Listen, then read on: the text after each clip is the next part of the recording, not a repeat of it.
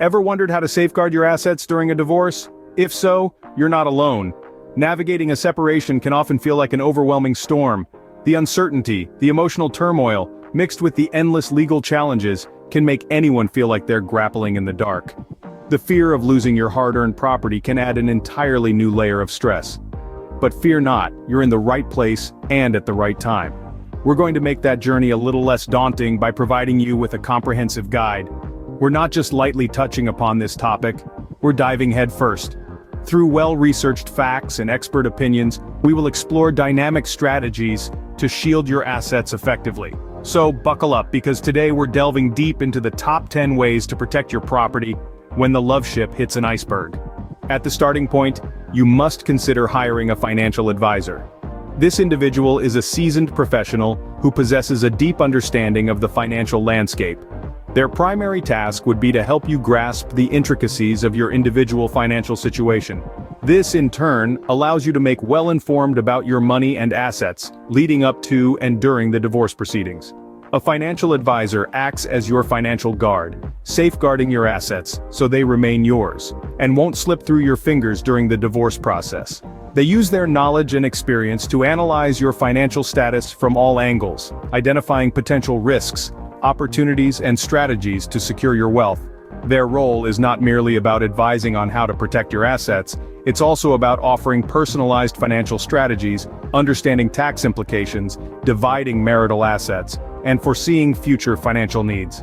They work as a bridge between you and your lawyer, interpreting complex financial jargon and making it understandable for you. This invariably makes job easier, as they can focus on the legal aspects of your divorce, while your financial advisor handles the economic aspects. They work hand in hand with your attorney and play an instrumental role in ensuring you get a fair settlement. Consequently, the decision to hire a financial advisor during a divorce is not one to take lightly. It is a choice that could significantly impact your financial future, for better or worse. Therefore, they work hand in hand with your attorney to ensure you get a fair settlement. Secondly, you might want to start tracking your assets. This is not just because it's a smart financial practice, but also because it provides a safety net should you find yourself going through a divorce. The assets you possess could range from tangible ones such as properties, to financial ones such as stocks, bonds, and investments. All these carry significant monetary value. Consider real estate, for instance: houses, apartments, plots of land, and other types of property. They are often the most valuable assets people own. Then there are investments. These could be stocks, mutual funds, bonds, or money you've invested in a business. Their values fluctuate with the market and could be worth a lot at the time of a divorce.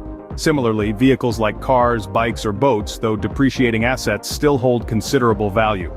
You might have luxury or rarity factors adding to their worth. Moreover, you could have other assets like jewelry, artwork, and collectibles that you might have overlooked but can add up to a significant amount. In all these cases, it's important to not just be aware of what you own, but also its current market value. In the roller coaster ride of asset valuation, a little knowledge can go a long way. Professional help can be sought for accurate valuations. Accountants, property evaluators, or financial advisors could lend their expertise in this matter, ensuring you're not shortchanged during a divorce. Knowing what you own and its value can make a world of difference during a divorce. Thirdly, ponder on the idea of maintaining your inheritances separate. Inheritances, by definition, are considered as special assets.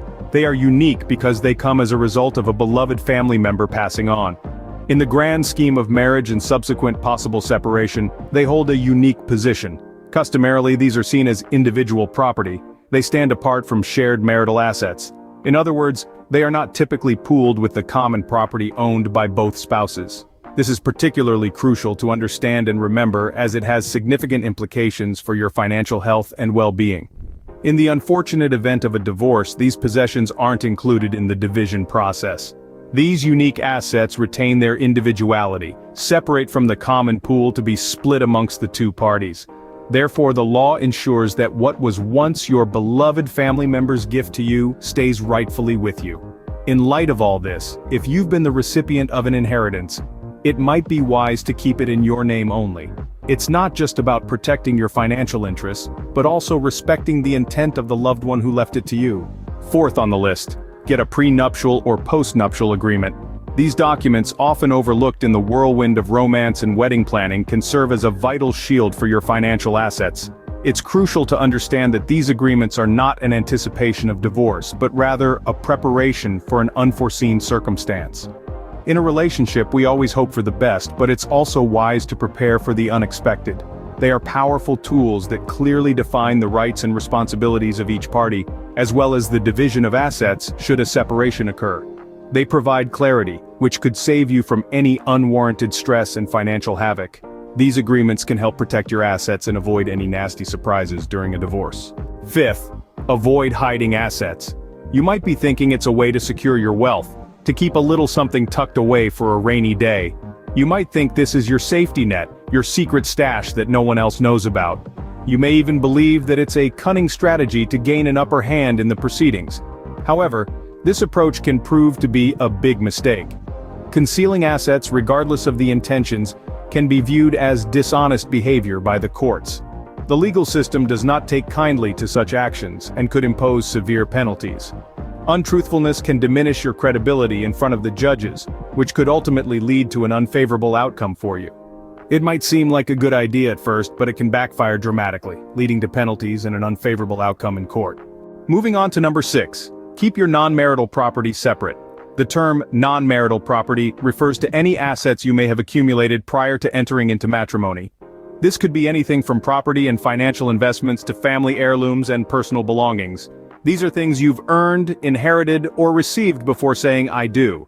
Traditionally, they are considered your sole possessions, your personal wealth that doesn't intertwine with your partner's assets. It's a concept that revolves around the individuality maintained even within a marriage. Importantly, they're shielded usually from the division process if the marriage unfortunately breaks down and leads to divorce. This is property you acquired before the marriage, and it's usually safe from division during a divorce. 7th, it's important to understand property values. This concept is not only significant, but it's also one of the fundamentals of any business negotiation or economic transaction. Specifically, when we talk about real estate, understanding the true value of a property is imperative. This is mainly because it allows you to comprehend and analyze the actual worth of the property you are dealing with. It gives you a clear insight into the tangible and potential benefits associated with the property under consideration. Moreover, this knowledge is particularly crucial when negotiating a settlement. It's during this negotiation process where the understanding of property values becomes indispensable. Whether you're buying a property, selling one, or even facilitating a transaction, you'll need to grasp the subtle nuances of property values. You want to ensure that you're getting a fair deal. And by fair deal, we're not simply referring to the amount of money changing hands. We're also talking about the intrinsic value of the property and its potential for growth, development, and return on investment. It's not just about the sheer quantity of the transaction, but also about the quality and potential of the property itself. At number 8, consider closing joint accounts. This singular act can be a game changer in many ways. It's a measure of precaution that can put you in a safer position. Joint accounts can often present complications, especially in times of misunderstanding or disagreement. Your spouse, intentionally or unintentionally, may end up making financial decisions that impact you negatively. This happens more often than you'd think, with one party draining shared accounts or making purchases that result in a large amount of debt. It is not uncommon for individuals to be blindsided by such incidents, discovering only later that they are held responsible for these debts. Remember, your financial stability is important, and taking steps to ensure it should never be overlooked. So this can prevent your spouse from draining shared accounts or running up large debts that you could be held responsible for. 9th, think about updating your estate plan. This includes your will, power of attorney, and any other documents that might need to be amended following a divorce. Finally, at number 10, it's crucial to understand your state's divorce laws. Each state has its own set of rules regarding property division during a divorce, and knowing these can help you protect your assets. That's our top 10 ways to protect your assets during a divorce. To sum up, consider hiring a financial advisor, track your assets, keep inheritances separate, get a prenuptial or postnuptial agreement, avoid hiding assets, keep non-marital property separate, understand property values, close joint accounts, update your estate plan, and understand your state's divorce laws. Remember, it's not just about protecting what's yours. It's about ensuring you come out of a divorce financially stable and ready to move on, so don't wait until it's too late. Start taking steps to protect your assets today.